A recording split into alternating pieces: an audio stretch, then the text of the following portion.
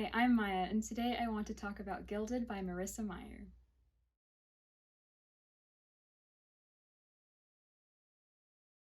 So I'm a big fan of Marissa Meyer. I love The Lunar Chronicles and Heartless. I didn't know this book existed until I stumbled across it. I heard nothing about it, no news, no announcements, no anything, and it's been out for a while. So it's very surprising to me that I didn't hear anything about it, but I'm so glad I got it because it's amazing and I love it. So it's a retelling of Rumpelstiltskin, and it centers around a young woman named Cerilda. And Cerilda has been cursed since birth by the god of lies. Basically, she's a pathological liar. She's always telling these outlandish stories. And one of her lies, that she can spin straw into gold, gets her into big trouble with a dark lord called the Earl King. He takes her to his castle and demands that she turn straw into gold or else he'll kill her. While Cerilda is freaking out and trying to figure out how she's going to prevent her death, she accidentally summons a magical young man called Gilded, who can spin straw into gold, and he helps her for a price. So Cerilda's most defining physical trait is her eyes. She has cursed eyes. They're black with gold wheels in them, and that's the mark of the god of lies. And because of this mark, her fellow townspeople don't trust her. She's had to deal with prejudice and superstition her whole life, and she's always felt like an outcast. But then in this young man, Gilded, she finds not only tolerance and acceptance, but also deep and genuine admiration. There's a part where she's describing the way Gilded looks at her, and she says that he looks at her like she's a miracle, not a curse.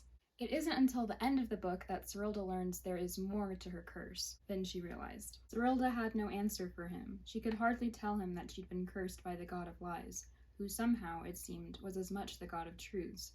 No, not the god of lies, the god of stories, and every story has two sides. So lies and truths and fact and fiction are all muddled together in this book. At the end, there's a twist to the curse that I don't want to spoil for you, but just know that it's really cool. I really love the creepy, macabre world that Marissa Meyer creates in this book. I love the mythology and the fairy tales and the folklore surrounding this society. The Earl King and his castle full of ghosts and dark ones is delightfully scary. I love how the castle looks old and decrepit and just a heap of ruins on one side of the Vale. But then when Cerilda crosses over, when the Earl King summons her, the castle is returned to its former glory. It reminded me of the end of the Beauty and the Beast movie where the castle transforms. Really cool imagery.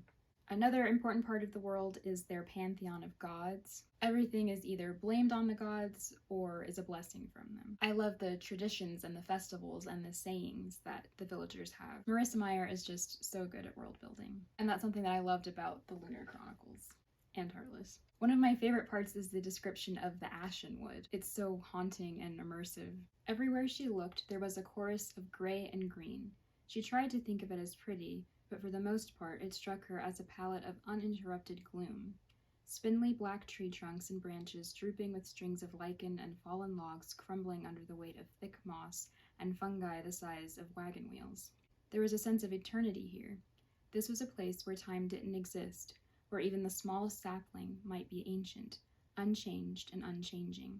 The forest was alive, but in quiet, subtle ways. The fat spider spinning its intricate web among a patch of bloodberry thorns, the rumbling call of toads along the banks of a murky pond, the haunted cry of crows eyeing her from the boughs, occasionally answered by the lonely song of the warblers. Together with the incessant rainfall, it made a somber melody, the quiet drumbeat on the canopy overhead, paired with steady drips pummeling the lower leaves, thumping down into the bed of undergrowth and pine needles. Yes, the forest was bleak, she thought, weaving and ducking around the branches that clawed at her as she passed. But there was a serenity to it, too, like a sad concerto played in a minor key that made you weep just to hear it, though you could never quite tell why. It was the smell of earth and fungi, of that damp, sodden smell after a good rain. It was the tiny purple wildflowers unfurling near the ground, so easy to miss among the prickly weeds. It was the fallen tree trunks that were rotting away, giving life to new saplings, wrapped up in tender, spindly roots. It was thrumming insects and an entire menagerie of croaking frogs. So in that section, you can see and hear and smell this setting. The images she paints are so vivid, and I feel like I'm really there. Another thing I love about this book is the romance. I love that there's an immediate connection between Serilda and Gild. Sparks fly as soon as they meet each other. Their chemistry is amazing, and their love story is so sweet and compelling. Both of them have been so emotionally lonely and touch-starved for so long. I teared up a little bit reading about Serilda's loneliness because I've felt that way before, and it was written so heartbreakingly sharp and precise. Both Gild and Serilda have sad pasts, and so it's satisfying to see how happy they make each other.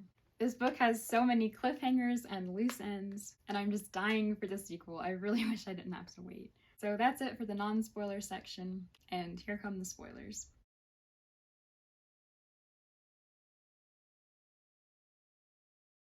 The Earl King is so sinister and so vile. He hunts and tortures and kills animals and people. When I read the part where he tells Serilda what he's been using the gold that she's been spinning for him for, which is to make chains to capture magical animals and eventually a god, I was just freaking out. He can't succeed. His plan cannot work. Because if he captures a god and forces it to give him a wish, he'll be unstoppable. And he's already way too powerful. Also, when the Earl King killed the children that Serilda teaches at school in her village, I was so upset. He's pure evil. But the fact that the kids showed up as ghosts in the castle gives me hope that maybe they could come back to life in the next book. I really don't want them to be dead.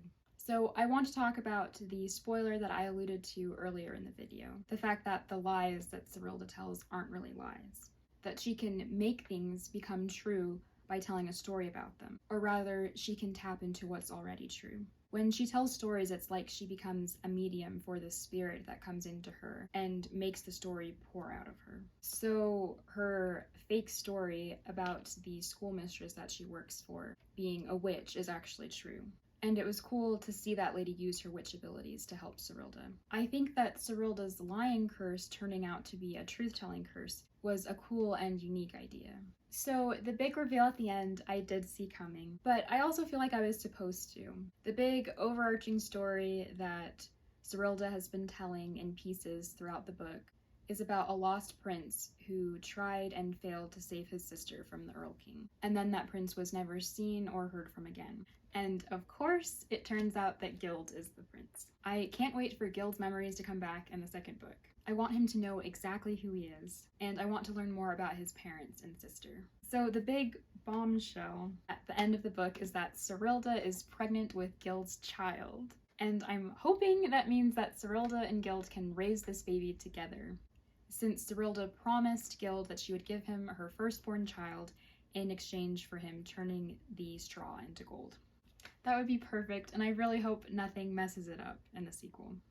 So, after Serilda realizes she's pregnant, she tells the Earl King, and the Earl King says that he's going to marry her so that people will think the baby is his, so that way he can keep the baby, because he believes the child will also have gold spinning abilities, and he needs more magic gold to turn into chains to capture the god.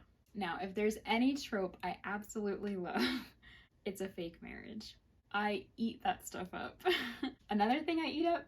Jealousy. Gild is going to be so jealous of Serilda's relationship with the Earl King, and I can't wait to read about it. There's going to be so much angst and pining and passion in the next book, and I am so excited. One other thing I wanted to talk about is I love how the phases of the moon and the equinoxes and the solstices are all really important in the story and are what enable Serilda to cross over the veil and to enter the Earl King's realm.